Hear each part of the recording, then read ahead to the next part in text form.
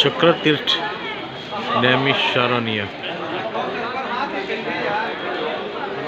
આજે વચ્ચે કુંડ દેખાય છે બાઉન્ડ્રી, એની બ્રહ્માજીએ માનવ વસ્તી વસાવવા માટે ચક્ર છોડેલું।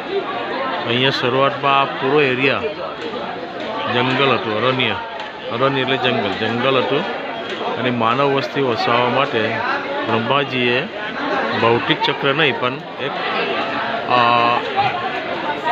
બ્રહ્મરૂપી ચક્ર એક છોડેલો અહીંયા આગળ, જે આટલું મોટું વિશાળ ચક્ર હતું, જે અત્યારે પણ અંદર 7મા પાટલ પર ચક્ર અત્યારે હાજર છે।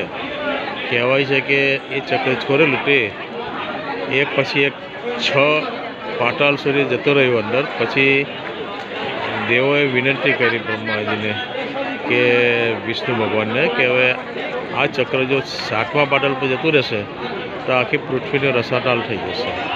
એટલે પછી માતાજીએ એ ચક્રને 7મા પાટલ પર ન જવા દીધું અને ત્યાં જ અટકી ગયું, અને અહીં આગળ આ પાણી ભરાઈ રહ્યું છે। ત્યારથી અત્યાર સુધી આ પાણી ભરાય છે, અને એમાં આ નાહવાનું મહત્ત્વ છે। અહીંયા આગળ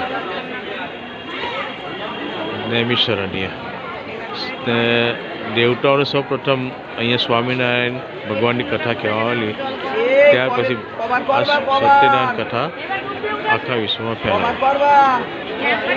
જય સ્વામિનારાયણ, ઓમ નમઃ શિવાય। ધર્મચક્ર બધા મંદિરો છે આજુબાજુમાં। અહીંયા આગળ આ લોકો વિધિ વિધાન કરે છે, બસ બેસવાનો છે।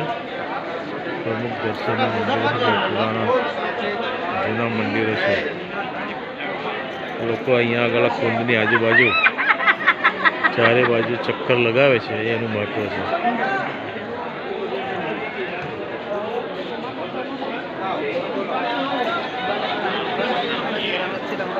નૈમિષારણ્ય લખનઉથી લગભગ 80 કિલોમીટર જેટલું છે,